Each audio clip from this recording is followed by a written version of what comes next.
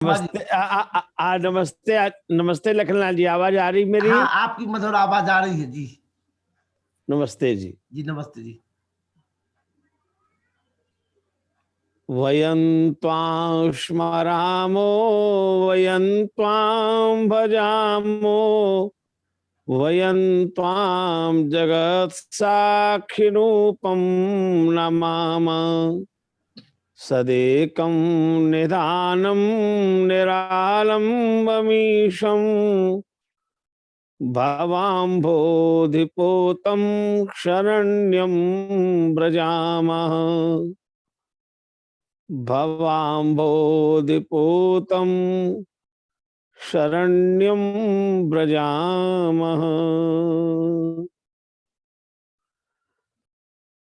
परमात्मा की अनंत कृपा से इस कोरोना के महान संकट काल में भी जो भीषण विपरीत परिस्थितियां हैं, उसके अंतर्गत भी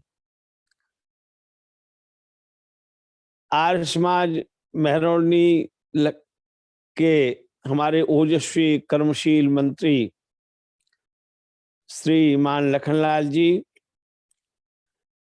एक भारतीय संस्कृति, वैदिक संस्कृति के सतत साधक हैं और आज के व्याख्याता महोदय आचार्य श्री भूदेव शास्त्री जी अजमेर राजस्थान की पावन धरती से, और जिनका हम भजन सुन रहे थे आदरणीय बहन कविता आर्या जी केशवपुरम दिल्ली से, हमारे मित्र अविनीश मैत्री जी जयपुर से, और देश विदेश से यहाँ समागत हमारे सभी धर्म प्रेमी सज्जनों, माताओं, बहनों, बहुत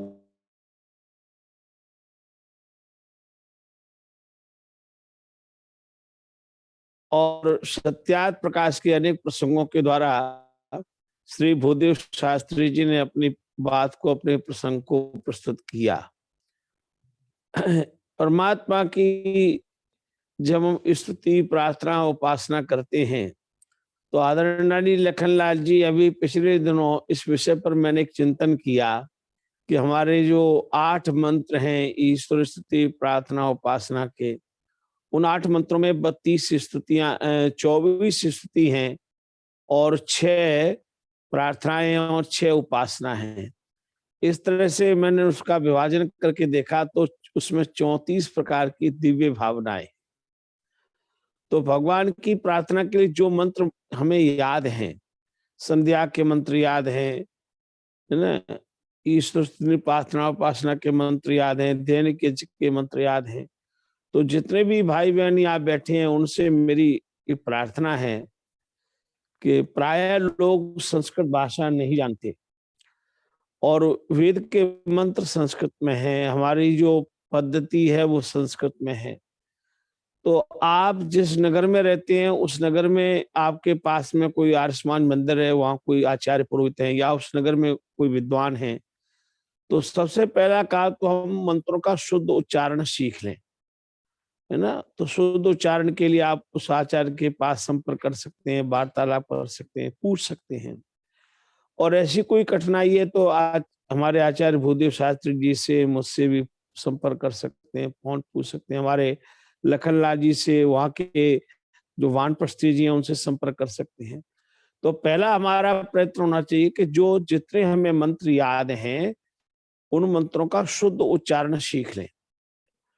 उच्चारण की शुद्धता बहुत आवश्यक है। और दूसरा हमारा पुरुषार्थ होना चाहिए कि हम मंत्र कंठस्थ कर लिए हमने, तो आर्य समाज में जो लोग आए हैं वो आर्य समाज मंदिर में आए, उन्होंने मंत्र सुने और सुन सुन के याद हो गए हैं। तो हमने ठीक किसी गुरु मुख से बैठ करके अभ्यास नहीं किया। ऐसे लोगों की संख्या बहुत कम है जिसने किसी आचार्य विद्वान के पास बैठ करके एक एक मंत्र का अभ्यास किया हो। तो हमें प्रयत्न करना है कि हम अपने घर में बैठ के ही एक दिन में एक मंत्र के अर्थ पर विचार करें, एक मंत्र के अर्थ पर चिंतन करें। आपको जो संध्या के मंत्र याद हैं वहां से आप यात्रा प्रारंभ करें। तो मैं छोटी सी बात गायत्री मंत्र की कह देता हूं क्योंकि समय बहुत स्वल्प है। गायत्री मंत्र में 2 क्रियापद हैं, एक है धीमहि और दूसरा है प्रचोदयात। तो धीमहि का अर्थ है धारण करें। अब किसको धारण करें? तो भर्गः धीमहि, भर्गः माने भगवान के तेज को, भगवान के पाप नाशक तेज को धारण करें। अब वह भगवान का भर्ग कैसा है? तो उसका एक विशेषण है वरेण्यम। तो अब अर्थ हो गया वरेण्यम भर्गः धीमहि, भगवान के वर्ण करने योग्य भर्ग को हम धारण करें।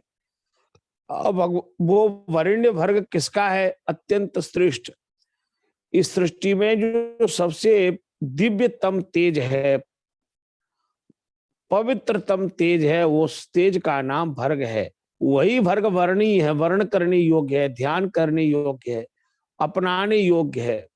अब वो वरेण्य भर्ग किसका है? तो उसके लिए 2 पद आए गायत्री मंत्र में, सवितु देवस्य।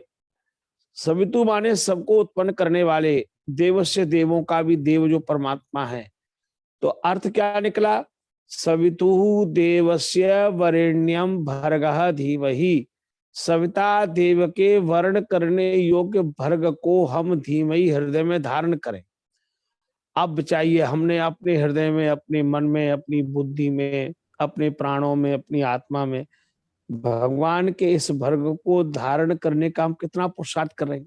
लखनलाल जी कर रहे हैं, है ना। अभी मेरे मन में एक विचार आ रहा था कि त्रेता युग में राम के भाई हुए थे लखन, है ना, और एक कलयुग में आज ललितपुर में एक लखनलाल जी आ गए हैं। क्या बात है, क्या इनकी साधना है, क्या लोगों को जोड़ने की भक्ति है। तो ये भगवान का के तेज को धारण करने का कारण क्या है? आप भजनों के द्वारा भगवान के आराधना करें, आप मंत्रों के द्वारा भगवान की आराधना करें, आप जप के द्वारा भगवान की आराधना करें, आप पुस्तकों का अच्छा संग्रह करें, अच्छी लाइब्रेरी बनाएं। जैसे मेरे चारों तरफ आप पुस्तकें देख रहे होंगे, तो मेरे घर में सबसे ज्यादा यदि कोई संपत्ति है तो पुस्तकों की है।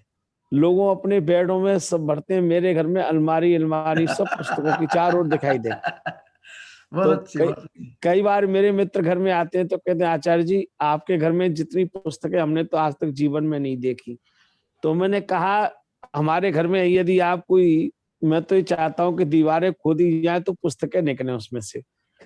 धन्यवाद आचार्य जी, धन्यवाद। और हम चाहेंगे कि तो 19, 20, 21 को 18, 19, हाँ 19, 20, 21 में अगर आपकी व्यस्तता रात्रि ना हो। नहीं, रात्रि का समय यही रहेगा ना आपका? हाँ, यही समय रहेगा 8 से 9। ठीक है, रख लीजिए, रख चलिए ठीक लीजिए। है। सोमवार मंगलवार को 2 दिन का कार्यक्रम रहेगा स्वामी विवेकानंद परिव्राजक जी का। आप लोग सुन ले ध्यान से। मैं कौन हूँ, हाँ, मैं कौन हूँ बहुत विषय को लेकर के बहुत विश्व के बहुत स्वामी बड़े। जी, जी स्वामी जी हमारे परम मित्र हैं। जब मैं अहमदाबाद में मेरी जी। पोस्टिंग थी तो स्वामी तब जी वो जो है, जी तब वो स्वामी जी, विवेक भूषण जी थे। जी तो अब वो जो है स्वामी विवेकानंद परिव्राजक जी बन गए हैं और 2 दिन आएंगे वो आपके बीच में। मैं कौन हूँ, और जो भी आपके प्रश्न होते हैं संबंधित वो हमें आप भेज सकते हो। और 17, 18, 19, 20, 21 को रहेंगे हमारे चंद्रशेखर शर्मा जी, और आप नए नए विषयों को सुनेंगे। अब हमारे बीच में 2